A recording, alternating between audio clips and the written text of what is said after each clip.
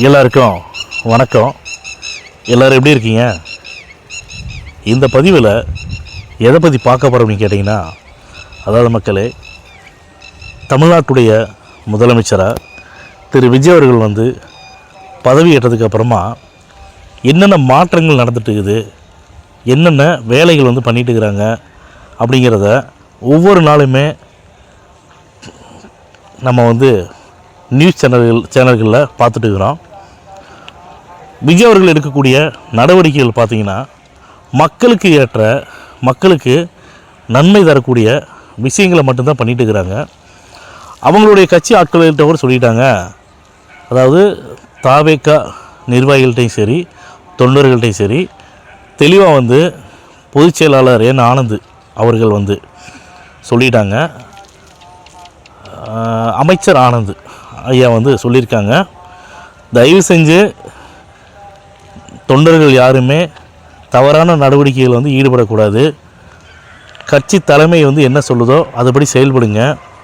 தேவையில்லாத விஷயங்களில் தலையிடக்கூடாது. கட்சி தலைமை என்ன முடிவு பண்ணுதோ அதை பார்த்து நீங்கள் பண்ணுங்கள். நம்மளுடைய கட்சி தானே, அரசியல் ஆளக்கூடியது நம்மளுடைய கட்சி தான் அப்படின்னு சொல்லிட்டு தயவு செஞ்சு யாருமே அந்த மாதிரியான எண்ணத்தோட சட்டவிரோத நடவடிக்கைகளில் ஈடுபட வேணாம். அதே மாதிரி மக்களுக்கு இடைஞ்சல் பண்ணக்கூடிய விஷயங்களை நீங்கள் எதுவுமே பண்ணக்கூடாது அப்படிங்கிறத பகிரங்கமாக தெளிவாக அறிக்கையில் கொடுத்துருக்காங்க. நீங்கள் நல்லா யோசிச்சு பாருங்கள். ஒரு அரசியல் கட்சி, புதுசாக வரக்கூடிய அரசியல் கட்சி பதவி ஏற்றதுமே கட்சி தலைமை இது மாதிரி வேறு எந்த தலைமை அவருடைய தொண்டர்களுக்கு எச்சரிக்கை கொடுத்துருக்காங்க. மக்களுக்கு யாரும் எந்த இடைஞ்சல் கொடுத்துடக்கூடாது, மக்களுடைய எதிர்ப்பு நீங்கள் எடுத்துடக்கூடாது, மக்களோட மக்களாக இருந்து மக்களுக்கு நல்லது பண்ணுறது வழியை பாருங்கள். அதே மாதிரி கட்சி தலைமை என்ன அறிவுரை சொல்லுதோ அதுபடி நடந்துக்குங்க. அதிகாரம் ஆட்சி நம்ம கையில் தான் இருக்குதுன்னு சொல்லிட்டு மக்களுக்கு விரோதமான செயல்களை நீங்கள் ஈடுபடாதீங்க. அப்படி தமிழக வெற்றி கழகத்துடைய நிர்வாகிகளாக இருக்கட்டும், தொண்டர்களாக இருக்கட்டும், யாராக இருந்தாலுமே கட்சிக்கு விரோதமாக சட்ட விரோதமான நடவடிக்கையில் ஈடுபட்டாலுமே சட்டம் தன் கடமையை செய்யும், யாரையுமே சும்மா விடாதுன்னு சொல்லி ஒரு எச்சரிக்கை கொடுத்துருக்காங்க. இந்த மாதிரி வேறு எந்த ஒரு கட்சி தலைமையும் அவங்களுடைய தொண்டர்களுக்கு கொடுத்தது கிடையாது. அதே மாதிரி இன்னொரு விஷயம் பாருங்கள், இந்த திமுக எவ்வளோதான் இன்னும் பட்டாலுமே இன்னும் திருந்தாததுக்கு ஒரே ஒரு காரணம் என்ன தெரியுங்களா? அவங்களுடைய பேச்சு, செயல்பாடு. உறவு முறையோடு இருக்கும்போது, உறவாடிட்டு இருக்கும்போது அவங்கள நல்ல கட்சின்னு சொல்கிறதுமே, உறவு இல்லாமல் இருந்தால் அவங்கள தப்பாக பேசுகிறதுமே. உதாரணத்துக்கு ராசா இன்றைக்கி பேசியிருக்கா, அப்படி விடுதலை சிறுத்தைகள் கட்சியை பற்றி கடுமையாக விமர்சனம் பண்ணியிருக்காங்க. ஒரு பெண்ணோட கம்பேர் பண்ணி பயங்கரமாக விமர்சனம் பண்ணினாங்க. அதுக்கப்புறமா என்ன பண்ணிட்டாங்கன்னா, அந்த பதிவை எக்ஸலத்தில் அந்த பதிவை டெலிட் பண்ணிவிட்டு வேறு மாதிரி இன்னொன்று பண்ணியிருக்காங்க. நம்ம வீட்டில் விளையிற மரம் இளநீ பக்கத்து வீட்டுக்காரனை போனால் இளநீ பறித்து சாப்பிட்லாமா அப்படிங்கிற மாதிரிலாம் ஒரு கடுமையாக விமர்சனம் பண்ணியிருக்காங்க. நான் என்ன சொல்கிறேன்னா, இந்த ஜனநாயக நாட்டில் யாரோட வேணாலும் போய் கட்சிக்கு ஆதரவு கொடுக்கலாம். திமுகவை பொறுத்தவரைக்கும் என்னென்னா, திமுக மட்டும்தான் ஆளணும், திமுக மட்டும்தான் ஆட்சியும் அதிகாரமும் கையில் இருக்கணும். மற்ற எந்த ஒரு கட்சிக்கும் விஜய் அவர்கள் அறிவிச்சார் இல்லையா, விக்கிரவாண்டி முதல் மாநாட்டிலேயே, நான் ஆட்சியிலையும் பங்கு அதிகாரத்திலும் பங்கு நான் தரேன் அப்படின்னு. அந்த மாதிரி திமுக பண்ணாது. ஏன்னா ஆட்சியிலையும் அதிகாரத்தில் பங்கு திமுக தான் இருக்கணும். திமுக சார்ந்த நிர்வாகிகளும் சட்டமன்ற உறுப்பினர்களாக இருக்கட்டும், அமைச்சர் பெருமக்களாக இருக்கட்டும், எல்லாருமே அவங்க கட்சி சார்ந்தவங்க இருக்கணும். அப்போ தான் பணத்தை இல்லை, கோடிக்கணக்கான ஆயிரக்கணக்கான கோடி பணத்தை கொள்ளையடிக்க முடியும். ஸோ இதனால தான் அவங்க ஆட்சியிலும் பங்கு அதிகாரத்திலும் பங்கு தரதில்லை. கூட்டணி ஆட்சி, தமிழகத்தை கூட்டணி ஆட்சி செட் ஆகாது, சாத்தியம் இல்லை அப்படின்னு சொல்லி தானே முன்னாள் முதல்வர் ஸ்டாலின் ஐயா கூட சொன்னாங்க. காங்கிரஸ் ஆட்சியில் அதிகாரத்தில் பங்கு கேட்குறாங்க அப்படின்னு சொன்ன உடனே அறிக்கை கொடுக்குறாரு, உடனே பேட்டி தராங்க. என்னென்னு, தமிழ்நாட்டில் வேறு எங்கே வேணாலும் ஆட்சியும் அதிகாரத்தில் பங்கு தரலாம், எந்த மாநிலத்தில் வேணாலும் தரலாம். ஆனால் தமிழ்நாட்டை பொறுத்த வரைக்கும் ஆட்சியிலும் அதிகாரத்திலும் பங்குங்கிறது சாத்தியமற்றது. தமிழ்நாட்டில் கூட்டணி ஆட்சி சரியானதாக இருக்காது அப்படின்னு சொல்லிட்டு திரு ஸ்டாலின் ஐயா அவங்க பேசியிருந்தாங்க. இப்போ எப்படி சரியானதாக இருக்குது, ஆட்சியிலும் பங்கு அதிகாரத்திலும் பங்கு அப்படின்னு விஜய் அவர்கள் சொன்ன காரணம் என்னென்னா, இப்போ விஜய் அவர்கள் ஆட்சி அமைக்கிறதுக்கு இந்திய கம்யூனிஸ்ட் கட்சியாக இருக்கட்டும், மார்க்சிஸ்ட்டு கட்சியாக இருக்கட்டும், அதே மாதிரி வந்து எம்எல் இந்தியன் யூனியன் முஸ்லீம் லீக்காக இருக்கட்டும், காங்கிரஸாக இருக்கட்டும், விசிகேவாக இருக்கட்டும், இவங்க எல்லாமே வந்து விஜய் அவர்கள், அதாவது தமிழக வெற்றி கழகம் வந்து தமிழ்நாட்டில் ஆட்சியில் உட்கார்றதுக்கு உண்டான ஆதரவை வந்து தெரிவித்தாங்க. அப்போ ஆதரவு தெரிவிக்கிறவங்களுக்கு நம்ம கைமாற என்ன பண்ணணும், என்ன பண்ண வேண்டியது இருக்குது சொல்லுங்கள். அப்போ அவங்களுக்கு வந்து ஆட்சியிலையும் அதிகாரத்திலையும் பங்கு கொடுக்குறதால வந்து நியாயமானது. இது நியாயமற்றதுன்னு யார் சொல்ல முடியும்? யோசிச்சு பாருங்கள். அதனால் தமிழக வெற்றி கழகத்துடைய தலைவர் வந்து அன்றைய நாள் விக்கிரவாண்டியிலே வந்து முதல் மாநாட்டிலே வந்து பழியன்னு பேசிட்டார். இதுதான் சாத்தியம், இது ஓகே தான் அப்படின்னு சொல்லிட்டாங்க. ஆனால் திமுகவை பொறுத்த வரைக்கும் இதெல்லாம் சாத்தியமற்றதுன்னு சொன்னாங்க. ஏன்னா மக்களை ஏமாத்துறவங்க என்ன சொல்லுவாங்க சொல்லுங்க வாங்கலாம். இன்னமும் திமுக பாருங்கள் எந்த நிலைமைக்கு வந்து போக போகுது அப்படிங்கிறது மட்டும் பாருங்கள். ஏன்னா திமுக வந்து தினம் தூக்கம் இல்லாமல் தமிழ்நாட்டில் நடக்கக்கூடிய, அது விஜய் அவர்கள் தலைமையில் முதலமைச்சராக பதவியேற்றதுக்கு அப்புறமா விஜய் அவர்கள் செய்யக்கூடிய செயல்பாடுகளாக இருக்கட்டும், அந்தந்த தமிழக வெற்றி கழகத்துடைய சட்டமன்ற உறுப்பினர்களாக இருக்கட்டும், அமைச்சர் பெருமக்களாக இருக்கட்டும், எல்லாருமே அந்தந்த தொகுதியில் என்னென்ன வேலை வந்து பயங்கரம் பண்ணுறாங்க, என்னென்ன வேலையெல்லாம் வந்து முன்னாடி இருந்த கட்சிகள் வந்து என்னென்ன திட்டங்களை கொண்டு வந்திருந்தாங்க, எந்தெந்த திட்டங்களை வந்து கொண்டு வந்த திட்டத்துக்கு உண்டான நிதியை வந்து ஒதுக்கலை, அதில் என்னென்ன நடந்திருக்குது, ஊழல் நடந்திருக்குதா, நல்ல திட்டங்கள் செயல்படுத்தியிருக்காங்களாங்கிறத அடுத்து வந்து எல்லாமே ஸ்டெப் பை ஸ்டெப்பாக வந்து பார்க்க ஆரம்பிச்சிருக்காங்க. பயங்கரமான நடவடிக்கைகள் எடுத்துகிட்டு இருக்கிறாங்க. இந்த ஆட்சி வந்து சிறப்பான ஆட்சியாக இருக்குது அப்படிங்கிறதுக்கு உதாரணமாக நிறைய விஷயங்களை வந்து பண்ணிகிட்டு இருக்கிறாங்க. யார் எந்த விதமான கடுமையான நெருக்கடிகளை கொடுத்தாலுமே, கடுமையான விமர்சனங்கள் பண்ணினாலுமே, தமிழக வெற்றி கழகம், அதாவது தமிழ்நாட்டுடைய முதலமைச்சர் மாண்புமிகு திரு விஜய் அவர்களுடைய ஆட்சியை எந்த ஒரு சக்தியாலும் தீய சக்தியாலுமே கவிழ்க்க முடியாது அப்படிங்கிறத நான் வந்து இந்த நேரத்தில் பதிவு பண்ணிக்கிறேன். நம்ம வந்து முன்னாடி வந்து விஜய் அவர்கள் அரசியல் கட்சி ஆரம்பித்ததுக்கப்புறமா நம்மளுடைய யூடியூப் சேனலில் நமக்கு தெரிந்த சில கருத்துக்களை வந்து பதிவு பண்ணிகிட்டு இருந்தோம் அரசியலை பற்றி.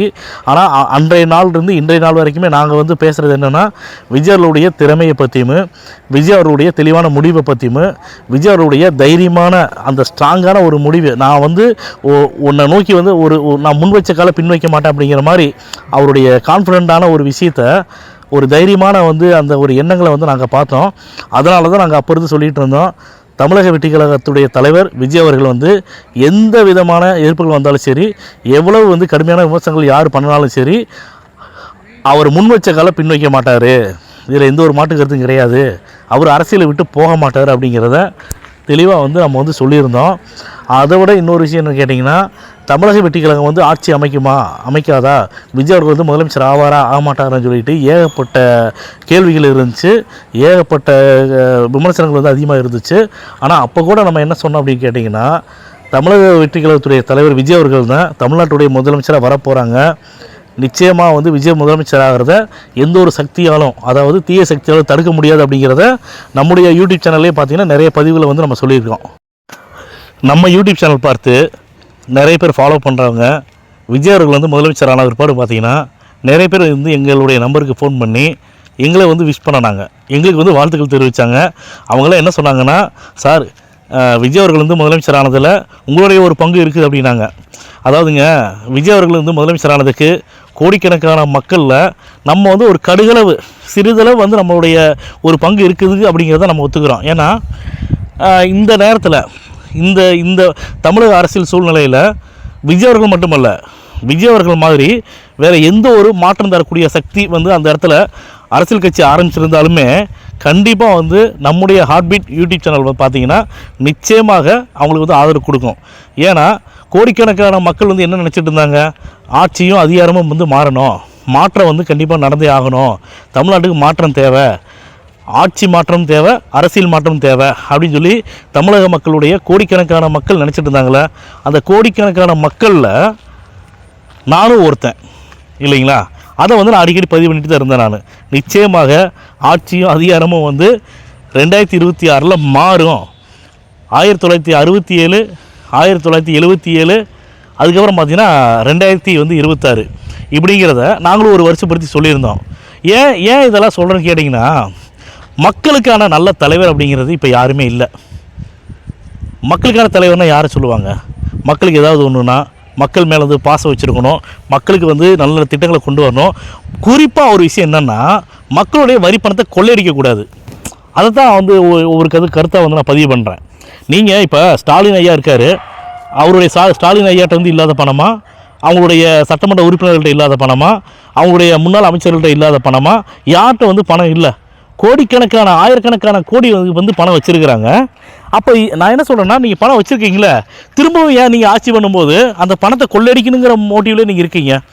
கொள்ளையடிச்சு அப்படி தான் அந்த பணத்தை எங்கே கொண்டு போட போகிறீங்க சொல்லுங்கள்? மனுஷன் வாழ்கிறதுக்கு என்னென்ன தேவை? உண்ண உணவு, இருக்க இருப்பிடம், உங்களுக்கு வந்து ஒரு கொஞ்சம் ஆடம்பரம் தேவை. இதை தவிர உங்களுக்கு வந்து கோடிக்கணக்கான பணத்தை வந்து நீங்கள் கொள்ளையடிச்சு சம்பாரிச்சு இங்கே யாருக்கு நீங்கள் விட்டு போடுற? எத்தனை ஜென்ரேஷன் நீங்கள் வந்து எத்தனை தலைமுறை வந்து உங்கள் தலைமுறை வந்து வாழணும்னு நினைக்கிறீங்க சொல்லுங்கள் பார்க்கலாம். அதாவதுங்க, அதான் அடிக்கடி சொல்லக்கூடிய ஒரு பழமொழி தான், அரசன் அன்று கொள்வான் தெய்வம் நின்று கொள்ளும் அப்படிங்கிறேன். யார் யாரெல்லாம் தப்பு பண்ணுறாங்களோ அந்தந்த இந்த ஜென்ரேஷனில் இந்த பிறவியில் வந்து நான் தப்பு பண்ணுறேன்னா, இந்த பிறவியில் நான் சாகிறதுக்குள்ளே நானே அனுபவிச்சுட்டு செத்து போயிடணும் தண்டனையை. அதைத்தான் நான் சொல்லிட்டு இருக்கேன். நான் அந்த மாதிரியான விஷயங்களை பாருங்கள், 75 வருட கட்சின்னு சொல்லி அப்படியே அந்த காலரை தூக்கிட்டு வந்து ஸ்டாலின் ஐயா சொல்லிட்டு இருந்தாங்க. ஸ்டாலின் ஐயாவோட நிலைமை குளத்தூர் தொகுதியில் தோத்துட்டாரா? இப்போ எப்படி பேச முடியும்? வெளியில் எப்படி பேச முடியும்? அதாவது திமுகவிலேருந்து ஒரு அறிக்கை வந்து வெளியில் விடுறாங்க அப்படின்னா, திரு ஸ்டாலின் ஐயாவுக்கு அவருடைய நாலேஜ் இல்லாமல் ஒரு அறிக்கை வந்து வெளியில் வருமா? அதுவும் யார் அறிக்கை கொடுக்குறா? எக்ஸ்தலத்தில் கனிமொழி அம்மாவோட, ஸ்டாலின் அவர்களுடைய தங்கச்சி கனிமொழி அம்மாவோட நெருங்கிய நண்பரான ராசா அண்ணன் வந்து அறிக்கை கொடுக்குறாங்க. எக்ஸ்தலத்தில் கடுமையாக வந்து ஒரு பதிவை போடுறாங்க. இந்த பதிவை வந்து ஸ்டாலின் ஐயா அவர்கள்ட்ட சொல்லாமல் போட்டுருவாரா? இப்போ திமுகவோட வேலையை என்னன்னு கேட்டிங்கன்னா, ஒரு சைடு வந்து திட்ட சொல்லும், இன்னொரு சைடு வந்து ஆதரவு கொடுக்கும். நீங்கள் இப்படிலாம் பண்ணாதீங்க, இப்படி வந்து செய்யாதீங்க, யாரையும் கஷ்டப்படுத்தாதீங்க, யார் மனசை வந்து நீங்கள் வந்து ஏன் இப்படி கஷ்டப்படுத்துறீங்க பேசி, இது மாதிரிலாம் நீங்கள் பேசக்கூடாது அப்படின்னு சொல்லிட்டு திமுக தலைவர் திரு ஸ்டாலின் ஐயா வந்து அவங்கெல்லாம் பேசி முடித்த பிற்பாடு கடுமையான விமர்சனத்தை வைக்கிறாங்கன்னா, பேசி முடிச்ச பிற்பாடு இவர் வந்து சமாதானப்படுத்துகிறாராம். அவங்களாம் திட்டுவாங்க, இவர் வந்து சமாதானப்படுத்துவார். ஏங்க, இந்த விளையாட்டை இன்னமாக மக்கள் தெரிஞ்சுக்க மாட்டாங்க. ஏன் வந்து இன்னும் திமுக வந்து இன்னும் திருந்தாமலே இருக்குது சொல்லுங்கள் பார்க்கலாம். திமுக தலைமை வந்து திரு ஸ்டாலின் ஐயா அவர்களே, இன்னுமா உங்களுக்கு தெரியல? உங்களுடைய கட்சியில் இருக்கக்கூடிய ஆட்களை வச்சு நீங்கள் திட்ட வைக்கிறதும், திட்டிட்டு மக்கள் மத்தியிலையோ இல்லை அந்த கட்சியை சார்ந்தவங்களோ வந்து ரொம்ப வந்து எதிர்ப்பு தெரிவித்தாங்கன்னா, உடனே வந்து நீங்கள் ஏன் வந்து இது மாதிரி பேசுகிறீங்க, இது மாதிரி நீங்கள் திட்டாதீங்க, யார் மனசையும் நீங்கள் வந்து புண்படுத்தாதீங்க அப்படின்னு சொல்லிட்டு உடனே வந்து அறிக்கை கொடுக்குறீங்களே, எதுக்கு இந்த நாடகம்லாம் இன்னமும் அவங்களுக்கு தெரியாது, மக்களுக்கு தெரியாதுன்னு நினைக்கிறீங்க? ஏன் திரும்ப அந்த பழைய மாவே திரும்ப அரைச்சமாவே அரைச்சிட்டு இருக்கிறீங்க சொல்லுங்கள் பார்க்கலாம். இதெல்லாம் தப்புங்க. தப்புனா உங்களுடைய நாடகங்கள் நீங்களே வந்து நாடகம் ஒன்று இயற்றுறீங்க. நாடகம் வந்து நீங்கள் வந்து உங்கள் நாடகம்லாம் சீக்கிரமே வந்து வெட்ட வெளிச்சத்துக்கு வந்துடுது பாருங்கள். ஆனால் தவறான ஒரு இடத்துல, தவறான பாதையில் வந்து திமுக தலைமை வந்து ஸ்டாலின் ஐயா அவங்க வந்து போயிட்டுருக்கிறாங்க. இது வந்து எந்த இடத்துல போய் முடியுங்கிறது வந்து எங்களுக்கு தெரியல.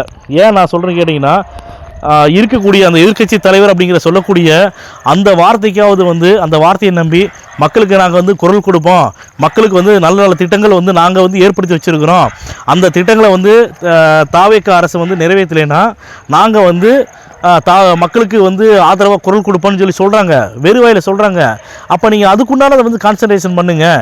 இந்த கட்சியிலேருந்து அங்கே போனவங்களை திட்டுறீங்க, அந்த கட்சியிலேருந்து இன்னொரு கட்சிக்கு போனவங்களை திட்டுறீங்க. ஆனால் நீங்கள் மட்டும் என்ன பண்ணலாம், 23 கட்சியை வந்து உங்கள் கூட்டணியில் உங்கள் கட்சியோடு சேர்த்துக்கலாம், நீங்கள் சேர்த்துக்கலாம். ஆனால் மற்றவங்க கட்சிக்கு வந்து யாரும் போகக்கூடாது.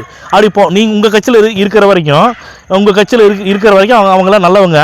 உங்கள் கட்சியை விட்டு வெளியில் போயிட்டு வேறு கட்சியில் வந்து ஜாயின் பண்ணிட்டாங்க அப்படின்னா அவங்க வந்து கெட்டவங்களா? எந்த விதத்துலையும் நியாயம் இருக்குது? உங்களுக்கு வந்து ரத்தம், மற்றவங்களுக்கு வந்து தக்காளி சட்னியா? யோசிச்சு பாருங்கள். மக்கள் வந்து ரொம்ப தெளிவாக இருக்காங்க. திரு ஸ்டாலின் ஐயா அவர்களே, மக்கள் வந்து ரொம்ப தெளிவாக இருக்காங்க. முன்ன மாதிரிலாம் கிடையாது. இப்போலாம் வந்து டெய்லியும் தூங்கி எழுந்திரிச்ச உடனே வந்து எல்லாம் நியூஸ் பார்க்குறாங்க. விஜய் அவர்கள் வந்து என்னென்ன நடவடிக்கை எடுக்கிறாங்க, என்னென்ன பண்ணிட்டு இருக்கிறாங்க, ஏது பண்ணுறாங்க அப்படின்னு சொல்லிட்டு பயங்கரமாக, நீங்கள் முதல் படத்தில் கூட ஒரு நாள் முதல்வர் வந்தபாடு எவ்வளோ வந்து ஸ்பீடாக வந்து பண்ணுவாரோ அதை விட பல மடங்கு இங்கே விஜய் அவர்கள் பண்ணிட்டு இருக்கிறாங்க. மாண்புமிகு திரு விஜய் அவர்கள் வந்து இங்கே பண்ணிட்டு இருக்கிறாங்க. எதுக்கு திரும்ப ஒன்று பண்ணனதவே திரும்ப பண்ணி வந்து திமுகவே மாட்டிக்குது எல்லா விஷயத்துலையும். பாருங்கள், திமுக வந்து எதனால் வந்து திமுக வந்து தோற்று போச்சு அப்படின்னு சொல்லி சொன்னால் அதுக்கு உண்டான காரணத்தை வெளியில் தான் தேடுறாங்க. நான் நல்லா யோசிச்சு பாருங்கள் மக்களே. நம்முடைய யூடியூப் சேனலில் நான் நிறைய பதிவில் சொல்லியிருக்கிறேன், திரும்ப இந்த பதிவில் சொல்கிறேன். ஆனால் எத்தனை பதிவில் சொன்னாலுமே, யார் சொன்னாலுமே திமுக தலைமை வந்து அதை வந்து கருத்தில் எடுத்துக்க மாட்டாங்க. பெண்களை கொச்சைப்படுத்தி பேசுகிறத, பெண்களை இழிவாக பேசுகிறத திமுக தலைமையிலிருந்து அவங்க வந்து என்கரேஜ் பண்ணுறாங்க. யாராவது ஒரு தப்பாக பேசுகிறாங்கன்னா அவங்கள கண்டிஷன் பண்ண மாட்டேங்கிறாங்க. சிவாஜி கிருஷ்ணமூர்த்தி இந்த பிரேமலதா அம்மாவை பேசாத பேச்சா, இல்லை சொல்லுங்கள், குஷ்பு அவங்கள பேசாத பேச்சா? அந்த குஷ்பு மேடத்தோட அவங்கள பேசுகிற காரணத்துக்காகத்தான் வந்து அவருக்கு சிறை தண்டனையே கொடுத்தாங்க நீதிமன்றம். ஆனால் நீதிமன்றத்துக்கு அவர் சிறைக்குள்ளேயே போகலையே, ஜெயிலுக்குள்ளேயே போகலையே. இன்னும் வந்து திமுக தலைமை வந்து இன்னும் யாரெல்லாம் நீ திட்டுறா அப்படின்னு சொல்லிட்டு தேர்தல் பிரச்சாரத்தில் வந்து யூஸ் பண்ணினாங்க. ஒரு சிறை தண்டனை கைதியை தேர்தல் பிரச்சாரத்தப்ப நீ வந்து போய் மேடைக்கு பேச வச்சது ஒரே ஒரு கட்சி தலைமை யாருன்னா அது திமுக மட்டும்தான். நான் எங்களுடைய கருத்தை வந்து நான் பதிவு பண்ணுறேன். நீங்கள் நல்லா யோசிச்சு பாருங்கள். ஒருத்தனுக்கு வந்து ஜெயில் தண்டனை கொடுத்துட்டாங்க, சிறை தண்டனை வந்து 2-3 வருஷம் கொடுத்துட்டாங்க. ஆனால் சிறை தண்டனை கொடுத்தவன் அவன் ஜெயிலில் இல்லை, சிறைக்குள்ளே இல்லை. எங்கே இருக்கிறான்னா திமுகவோட அரசியல் மேடையில் தேர்தல் பிரச்சாரத்தில் இருக்கிறான் அவன். அப்போ இது யாரு காரணம்? எந்த ஒரு அரசியல் கட்சி தலைவர் வந்து இந்த தப்பை பண்ணுவாங்க? சொல்லுங்கள், நீங்கள் சொல்லுங்கள் மக்களே.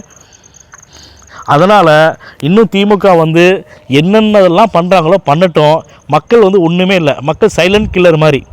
மக்களே தப்பாக நினச்சிக்காதீங்க. சைலண்ட் கில்லர்னு சொன்னது அது யாருக்கு சைலண்ட் கில்லர்னா, நமக்கு யார் துரோகம் பண்ணுறாங்களோ அவங்களுடைய ரூட்டிலே போய் நம்ம சைலண்டாக செய்ய வேண்டிய நேரத்தில் நம்ம கடமையில் வந்து பண்ணிட்டு வந்துடணும். உதாரணத்துக்கு இப்போ 2026 சட்டமன்ற தேர்தலில் சைலண்டாக போயிட்டு வந்து விசில் சின்னத்தை எல்லாம் அமுத்திட்டு வந்தாங்களே, அதை வந்து நான் கம்பேர் பண்ணி பேசுகிறேன். அதனால் திமுக வந்து இன்னும் என்னென்ன செயல்கள் செஞ்சாலுமே, இன்னும் விஜய் அவர்களை வந்து கடுமையாக விமர்சனம் பண்ணனாலுமே, ஆனால் ஒரே ஒரு விஷயம் மட்டும் நான் நல்லா தெரிஞ்சுக்கலாம். 2026 சட்டமன்ற தேர்தலில் எதிர்கட்சியாக வந்த திமுகனால் 2031 சத்தியமாக எதிர்கட்சியாக கூட வரக்கூடிய தகுதியை இழந்துருவாங்க. 2026 குளத்தூர் தொகுதியில் திரு ஸ்டாலின் ஐயா தோற்ற மாதிரி 2031 சேப்பாக்க தொகுதியில் உதயநிதி ஸ்டாலின் அவர்கள் வந்து கண்டிப்பாக தோற்றுருவாங்க. ஏன்னா அவருக்கு வந்து அந்த கட்சி தலைமை பண்பு, அடுத்தவங்களை வந்து அரவணைச்சு போகணும் அப்படிங்கிறதுலாம் எதுவுமே கிடையாது. ஒரு பேச்சு திறமை இல்லை, அவர்கிட்ட எதுவுமே இல்லையே. உதயநிதி அவர்கள்ட்ட வந்து என்ன திறமை இருக்குதுன்னு சொல்லுங்களேன். ஒன்று தான் இருக்குது. கருணாநிதி ஐயாவோட பேரனும் மு.க. ஸ்டாலின் ஐயாவோட பையன், இதுதான் இருக்குது அவருக்கு பேர். வேறு என்ன திறமை இருக்குது சொல்லுங்கள்? திறமை இல்லைங்கிறத இப்போ நான் சொல்கிறேன், இதை வந்து நான் சொல்லலை. எக்கச்சக்கமான மக்கள் சொல்கிறாங்க, பொதுமக்கள் சொல்கிறாங்க, ஒரு கிராமத்தில் இருக்கக்கூடிய மக்கள் சொல்கிறாங்க, உதயநிதிக்கு வந்து என்ன தகுதி இருக்குது துணை முதலமைச்சராக இருந்ததுக்கு? ஒரு தகுதியுமே இல்லையே. அப்போ உதயநிதியோட கம்பேர் பண்ணும்போது விஜய் அவர்கள் வந்து எவ்வளோ மேலே இருக்காங்களே. அப்போ விஜய் அவர்கள் முதலமைச்சர் ஆகக்கூடாதா? உதயநிதி எந்த ஒரு விவரம் தெரியாத உதயநிதியே வந்து துணை முதலமைச்சர் ஆகும்போது விஜய் அவர்கள் வந்து ஏன் முதலமைச்சர் ஆகக்கூடாது? நாங்கள் ஏன் விஜய் அவர்களுக்கு ஓட்டு போட்டு ஜெயிக்க வைக்கக்கூடாது? குத்தனாக பாரு ஓட்ட விசில் சின்னத்துக்கு. இப்போ தெரியுதா? பணபலமோ படைபலமோ மட்டும் வந்து இருந்தால் ஜெயிக்க முடியாது. மக்கள் படை, மக்களுடைய பேராதரவு, இளைஞர்களுடைய பேராதரவு, பெண்களுடைய பேராதரவு, மக்களுடைய எழுச்சி, மக்களுடைய புரட்சி, இதெல்லாம் இருக்குது. சொல்கிறாங்கள்ல, ரஜினிகாந்த் ஐயா சொன்னாங்கள்ல, மக்களுடைய எழுச்சியை நான் பார்த்து, இளைஞருடைய எழுச்சியை நான் பார்த்து நான் வந்து வரேன், அதுக்கப்புறம் நான் அரசியல் கட்சி ஆரம்பிக்கிறேன் அப்படின்னு சொல்லி சொன்னாங்கள்ல. அந்த எல்லாத்தையும் அவர் சொன்ன எழுச்சியை, புரட்சியை எல்லாத்தையுமே விஜய் அவர்களுக்கு வந்து நாங்கள் பார்த்தோம். பார்க்கறதுக்கே நம்மளால் உட்கார முடியல வீட்டில். அந்தளவுக்கு பார்த்தீங்கன்னா விஜய் அவர்கள் வந்து செல்லக்கூடிய இடம் எல்லாமே, போகக்கூடிய இடம் எல்லாமே பார்த்தீங்கன்னா அவ்வளோ கூட்டமாக வந்ததை நம்மளால் மறக்கவே முடியாது சத்தியமாக. ஆனால் நான் வந்து ஒரே ஒரு விஷயம் மட்டும் கடவுள்கிட்ட வேண்டிட்டேன். என்ன வேண்டிட்டேன்னா, ஐயா கடவுளே, தயவு செஞ்சு தளபதி விஜய் அவர்கள் வந்து நிச்சயமாக வந்து முதலமைச்சர் ஆயிடணும், மக்கள் வந்து ஓட்டு போட்டு ஜெயிக்க வச்சிடணும். ஆனால் வந்து விஜய் அவர்கள் வந்து தோற்றக்கூடாது. விஜய் அவர்களுடைய, ஏன்னா நிறைய பேர் என்ன சொன்னாங்கன்னா, விஜய் மட்டும்தானே வந்து ஃபேஸ் தெரியும், ஃபேஸ் வேல்யூ தெரியும், மற்ற அவர் கட்சியில் வந்து வேறு யாரை தெரியும்? ஆதவர்ஜனா இருக்கார், புஷி ஆனந்த் இருக்கார், அப்புறம் நிர்மல்குமார் இருக்கார், அருண்ராஜ் இருக்கார், அப்புறம் வெங்கட்ரமணன் இருக்கார். ஆனால் வந்து இவங்கள குறிப்பிட்ட ஒரு வந்தாங்கன்னா ஒரு 10 பேர் வந்து ஒரு 10 சீட்டு வரும், இன்னும் அதிகமாக போனால் 20 சீட்டு வரும். ஸோ ஒரு சில பேர் என்னன்னாங்கன்னா, விஜய் பிடிக்காதவங்க என்னன்னாங்கன்னா, விஜய் ஜெயிக்க மாட்டா. அப்படி இதில் ஜெயிக்காதுக்கு தான் விஜய்க்கு விஜய் மேலே நம்பிக்கை இல்லாமல் தான் 2 தொகுதியில் வந்து போட்டிடுறாரு அப்படின்னு சொல்லி அதை கூட கேவலமாக பேசினானுங்க. நல்லா யோசிச்சு பாருங்க மக்களே, கேவலமாக விஜய் அவர்களை பேசுனாங்களா இல்லையா? விஜய் அவர்களுக்கே அவர் மேலே சந்தேகம், அவருக்கு வந்து நம்பிக்கை இல்லை. அதனால தான் 2 தொகுதியில் வந்து நிற்கிறாரு. 1996 நினைக்கிறேன் ஜெயலலிதா அம்மா வந்து 2 தொகுதியில் நின்னாங்க. பர்கூரா இதில் பர்கூர் தருமபுரி மாவட்டம், அங்கே பர்கூர், அப்புறம் இன்னொரு தொகுதியில் ஒன்று நின்னாங்க. ஏன் அவங்க மேலே நம்பிக்கை இல்லாமல் நின்னாங்க. ஆனால் விஜய் அவர்கள் பார்த்தீங்களா 2 தொகுதியில் போட்டிட்டார், கெத்தா 2 ஜெயிச்சார்ல, அதுதான் கில்லிங்கிறேன் நான். வேறு யார் எந்த தலைவர் வந்து 2 தொகுதியில் போட்டிட்டு 2 தொகுதியில் ஜெயித்தாங்க? இப்போ வந்து அரசியல் பற்றி பேசுகிறவனெல்லாம் வாயை மூடிட்டானுங்க. மூச்சு திணறுது அவனுக்குலாம். ஐயோ நம்ம விஜய் பற்றி நிறைய பேசிட்டோமே, இந்த விஜய் வந்து சிஎம் ஆக மாட்டார், ஜெயிக்க மாட்டாருன்னு சொல்லி நிறைய பேசிட்டோமே, என்னடா இவன் அடித்து பிடிச்சி வந்து பெரும்பான்மையான வந்து மெஜாரிட்டி கிடைக்கலைன்னாலும் தனிப்பெருங்கட்சியாக வந்து தமிழ்நாட்டில் வந்து உருவெடுத்துருச்சுல, மக்கள் வந்து உருவாக்கிட்டாங்களா அப்படிங்கிறேன். அதில் இருக்கானுங்க எல்லாமே பீதியில் இருக்கானுங்க. ஒருத்தனுக்கு கூட மூச்சு பேச்சு இல்லை, தூங்கி எழுந்திரிச்சா தூக்கம் வர மாட்டேங்குது, தூங்க மாட்டேங்கிறானுங்க, ஜீரணிக்கல. ஏன்னா விஜய் அவர்களுடைய பாதிப்பு இன்னும் அவனுங்களை விட்டு அதுலேருந்து மீண்டு வர முடியல. தூங்கி எந்திரிச்சா திமுக சார்ந்தவங்களா தூங்கி எந்திரிச்சா நேராக வந்து அமைச்சரவை போகலாமான்னு யோசிக்கிறாங்க. ஆனால் அமைச்சரவையில் யாருக்குறா யோசிச்சு பாருங்க. தலைமைச் செயலம் போகலாம்னு யோசிப்பாங்க. நம்ம தான் முதலமைச்சராக இருந்தோம் அப்படின்னு சொல்லி ஸ்டாலின் ஐயா கூட வந்து தூக்கத்தில் எந்திரிச்சு பார்ப்பாரு. ஆனால் கடைசியில் பார்த்தா ஐயோ நம்ம வந்து முதலமைச்சர் இல்லையா, அப்போ விஜய் தான் முதலமைச்சரா அப்படின்னு சொல்லி இப்போ அவருக்கே வந்து இப்போ தான் தோணும். அந்த மாதிரி யாரு மேலே நம்பிக்கை இல்லாமல் இருந்துச்சு. விஜய் தான் முதலமைச்சராக வருவாங்களா அப்படின்னு நம்பிக்கையே கிடையாது. அதான் மூச்சு பேச்செல்லாம் வாயடிச்சிருக்காங்கங்கிறேன் நான். அந்தளவுக்கு நான் என்ன சொல்கிறேன்னா, ஒருத்தர் வந்து அரசியல் கட்சி ஆரம்பித்து வராரு அப்படின்னா அவருக்கு வந்து நீங்கள் வந்து எப்போ போல் கேஷுவலாக வந்து நீங்கள் இன்னும் விட்டுருந்தீங்க. இப்போ கூட நான் சொல்கிறேன் மக்களே, நல்லா யோசிச்சு பாருங்கள். விஜய் வந்து அரசியல் கட்சி ஆரம்பித்து மாநாடு போட்டார். விக்கிரவாண்டியில் முதல் மாநாடு நடந்துச்சு.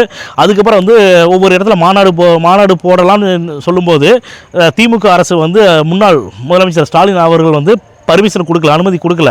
அப்போ எப்போ வந்து விஜய் அவர்களுக்கு வந்து பர்மிஷன் அனுமதி கொடுக்கல அனுமதி கிடையாது, ஏகப்பட்ட கண்டிஷன்ஸ்னு சொல்லி பேச ஆரம்பித்தாங்களோ மக்கள் அப்போவே வந்து திமுகவை வெறுக்க ஆரம்பிச்சிட்டாங்க.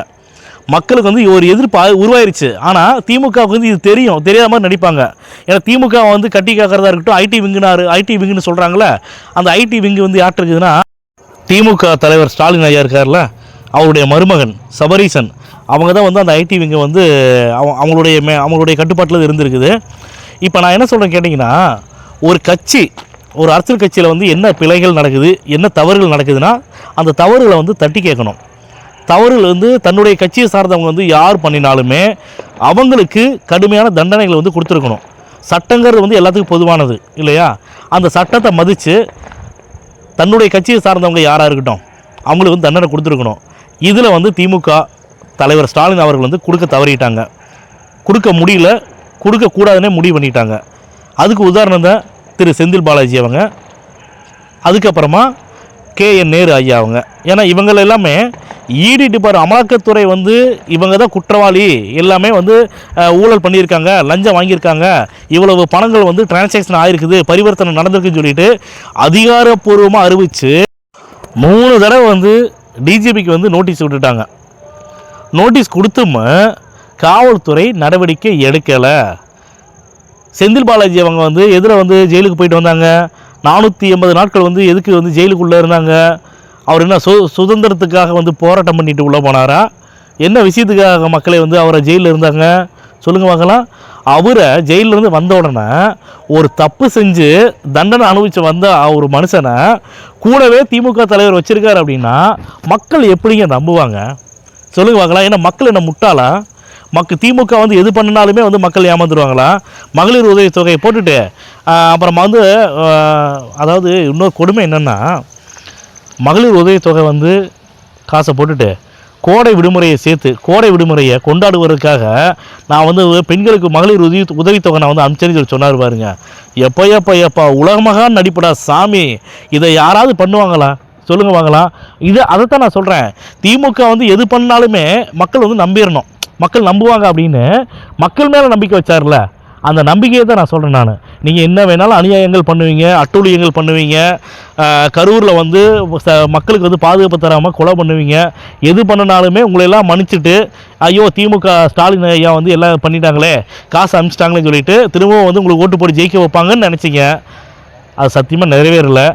இனிமேல் நிறைவேறுமா அப்படின்னா இனிமேல் கேள்விக்குறி தான். இனிமேல் வந்து 2031 வந்து திமுக வந்து முதலமைச்சர் ஆக முடியுமா திரு ஸ்டாலின் ஐயா அவங்க அப்படின்னா சத்தியமாக முடியாது.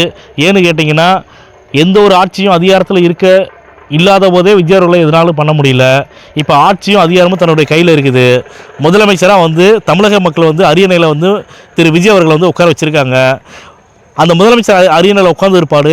மக்களுக்கு என்ன வேணும், மக்களுக்கு என்ன தேவை, மக்களுக்கு என்ன இடைஞ்சலாக இருக்குது, மக்களுக்கு என்ன பாதுகாப்பு இல்லை, பெண்களுக்கு என்ன பாதுகாப்பு இல்லை, அப்போ அதுக்கு நம்ம என்ன பண்ணணும், அதுக்கு என்ன நடவடிக்கை எடுக்கணும் அப்படிங்கிறத ஒவ்வொரு நாளும் யோசித்து தன்னுடைய அமைச்சர்களை இருக்கட்டும், சட்டமன்ற உறுப்பினர்களாக இருக்கட்டும், தலைமைச் செயலகத்தில் இருக்கக்கூடிய ஐஏஎஸ் அதிகாரிகளாக இருக்கட்டும், எல்லாத்தையும் கலந்து மக்களுக்கு என்னென்ன தேவைகள் வேணுமோ ஒன்று விடாமல் பயங்கரமாக வந்து ஸ்பீடாக வந்து ஒர்க் பண்ணிட்டு இருக்கக்கூடிய தமிழ்நாட்டுடைய நிரந்தர முதலமைச்சராக வரக்கூடிய திரு விஜய் அவர்களை இனிமேல் திமுகனால் அழிக்கவே முடியாது, ஒழிக்கவே முடியாது. திமுகனால் எதுவுமே பண்ண முடியாது. விஜய் மேலே மக்கள் ஸ்ட்ராங்காக நம்பிக்கை வச்சுருக்காங்க. இப்போ பாருங்கள், திமுகவில் கூட்டணியில் இருந்தவங்களுக்கு இப்போ அமைச்சரவை, ஒவ்வொருத்தரும் கண்கலங்குறாங்க. அதை பார்த்தாவே நமக்கு கஷ்டப்படுறோம். என்னென்னு, கிட்டத்தட்ட 59 வருடத்துக்கு அப்புறமா காங்கிரஸ்லேருந்து 2 அமைச்சர்கள் வந்திருக்காங்க. முதல் முறையாக அரசியல் வரலாற்றில் முதல் முறையாக ஒரு தலித் வந்து அமைச்சராக இருக்காங்க. விசிகாவில் வந்து ஒரு அமைச்சர் வந்து வந்திருக்காங்க. இதெல்லாம் எவ்வளோ பெரிய விஷயங்கள் பாருங்கள், சொல்லுங்கள் பார்க்கலாம். அதே மாதிரி 40 வருஷமாக ஒரு பேட்டியில் நான் பார்த்தேன், 40 வருஷத்துக்கு அப்புறமா பார்த்தீங்கன்னா அமைச்சரவையில் ஒரு பிராமணருக்கு வந்து அமைச்சரவை வந்து பதவி கொடுத்துருக்காங்க. இதெல்லாம் எந்த இடத்துல சாத்தியம் சொல்லுங்கள்.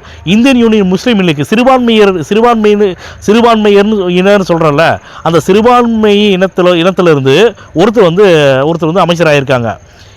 யார் சாத்தியப்படுத்துவா இதெல்லாம் சொல்லுங்கள் பார்க்கலாம். ஆட்சியிலே அதிகாரத்தில் நாங்கள் தான் இருப்போம், நாங்கள் தான் மக்களுக்கு எல்லாம் நல்லா செய்வோம், நாங்கள் தான் எல்லாமே, எங்களுக்கு அடுத்ததே நீங்கள் எல்லாமே, நாங்கள் எடுக்கிற முடிவுகள் எல்லாமே எங்களோடது தான், உங்கள்ட்ட எல்லாம் நாங்கள் வந்து கலந்துக்க மாட்டோம்.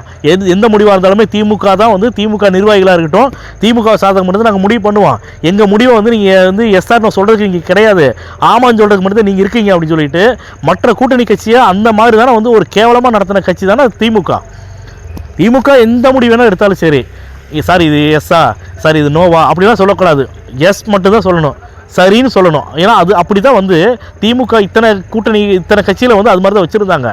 ஆனால் முதல் முறையாக ஆட்சியிலும் பங்கு அதிகாரத்திலும் பங்குன்னு சொல்லிட்டு குரல் கொடுத்து இந்த மக்களையும் மற்ற அரசியல் கட்சி தலைவர்களுக்கும் நம்ம வந்து தகுந்த மரியாதை கொடுக்கணும், அமைச்சரவையில் வந்து பங்கு கொடுக்கணும் அப்படின்னு சொல்லிட்டு தமிழக அமைச்சரவையில் பங்கு கொடுத்தாருக்காரு. அப்படின்னா இந்த செயலை வந்து எந்த முதலமைச்சர் பண்ணனாங்க யோசிச்சு பாருங்கள். அப்போ இந்த மாதிரி பண்ணக்கூடிய ஒரு முதலமைச்சரை, ஒரு தலைவரை, மக்களுக்கான தலைவரை இப்போ வந்து சேர்ந்துருக்காங்களே ஆதரவு கொடுத்த அந்த கட்சி தலைவர்கள் கூட எப்படி வந்து விஜய் மாதிரி ஒரு முதலமைச்சரை, ஒரு நல்ல மனுஷன் வந்து இழப்பாங்க சொல்லுங்கள் பார்க்கலாம். நம்ம சமுதாயம்டா, நம்ம சமூகத்துக்கு ஒருத்தர் வந்து வந்தாண்டா, நமக்கு ஒரு அமைச்சரவை கொடுத்தாண்டா, இவனுக்கு எப்படா நம்ம துரோகம் பண்ணணும், இவனை விட்டுட்டு எப்படா நம்ம போகணும் அப்படின்னு சொல்லி அவங்க மனசில் நினைக்க மாட்டாங்களா சொல்லுங்கள். எதுவுமே பண்ணலை. திமுக வந்து தலித் மக்களுக்கு வந்து எதிராக நிறைய விஷயம் பண்ணினாங்க. வேங்கவேல் நடந்ததாக இருக்கட்டும், எக்கச்சக்கமான விஷயங்களை தலித் மக்களுக்கு எதிராக பண்ணினாங்க திமுக. ஆனால் அப்படி இருக்கும்போது கூட கூட்டணி தர்மத்துக்காக, திமுக தலைவர் ஸ்டாலின் மேலே உள்ள ஒரு பாசத்துக்காக விடுதலை சிறுத்தைகள் கட்சி தலைவர் வந்து திருமாவளவன் அண்ணன் வந்து அவ்வளோ முட்டு கொடுத்துட்டு இருந்தாங்க. விட்டு கொடுத்தே பேச மாட்டாங்க எந்த ஒரு இடத்துலையுமே. ஆனால் அப்பேற்பட்ட ஒரு மனுஷன், அந்த மனுஷனை வந்து இன்றைக்கி ராசா வந்து ரொம்ப கொச்சத்தனமாக பேசிட்டு அப்படி. அப்போ எப்பேற்பட்ட ஒரு அரசியல் வந்து கேவலமான அரசியலை திமுக பண்ணிகிட்டு இருந்தாங்க அப்படிங்கிறதுக்கு இன்றைக்கி வந்து ராசா வந்து எக்ஸ்தலத்தில் போட்ட பதிவு, ஆமாம் நாங்கள் வந்து பெண்களுக்கு விரோதமான ஆட்கள் தான், பெண்களை கொச்சைப்படுத்தக்கூடிய ஆட்கள் தான் அப்படிங்கிறது அவங்களே வந்து உண்மையை வந்து வெளிப்படையாக சொன்ன மாதிரி ஆயிடுச்சு பாருங்கள். அதே மாதிரி முன்னாள் அமைச்சர் திரு சேகர்பாபு அவர் மேலே 4 பிரிவுகளின் கீழ் வந்து கம்ப்ளைண்ட் பண்ணியிருக்காங்க, வழக்கு பதிவு பண்ணியிருக்காங்க. அதுக்கப்புறமா அப்துல் கலாம் ஐயா கூட இருந்த திரு பொன்ராஜா அவர் மீது வந்து வழக்கு பதிவு பண்ணியிருக்காங்க. இன்னமும் தமிழ்நாட்டு பெண்களை யாரெல்லாம் கொச்சைப்படுத்தி கேவலம் பேசினாங்களோ அடுத்து லிஸ்ட்டில் இருக்காங்க. அது இல்லாமல் தமிழ்நாட்டு மக்கள் கட்டின நாங்கள் கட்டின வரி பணத்தை கொள்ளையடித்து மக்களை ஏமாத்தின நிறைய அரசியல்வாதிகள், சட்டமன்ற உறுப்பினர்கள் இருக்காங்க, அமைச்சர்கள் இருக்காங்க. அவங்க எல்லாத்துக்குமே கடுமையான தண்டனைகள் சீக்கிரமே கிடைக்கும் அப்படிங்கிறத நாங்கள் நம்புகிறோம். கண்டிப்பாக தப்பு செஞ்சவன் தண்டனை அனுபவிச்சே தான் ஆகணும். ஒரு பழமொழி சொல்லுவாங்களே, உப்பு தினவை தண்ணி குடிக்கணும், தப்பு பண்ணனவன் தண்டனை அனுபவிக்கணும் அப்படின்னு. அந்த மாதிரி தான் கண்டிப்பாக அவங்களுக்கு தண்டனை கிடைக்கணும் அப்படிங்கிறத எங்களுடைய ஹார்ட்பீட் யூடியூப் சேனல் சார்பாக தமிழக வெற்றி கழகத்துடைய தலைவரும் தமிழ்நாட்டுடைய முதலமைச்சருமான மாண்புமிகு திரு விஜய் அவர்கள்ட்ட எங்களுடைய கோரிக்கைகளை வந்து நாங்கள் பதிவு பண்ணுறோம்.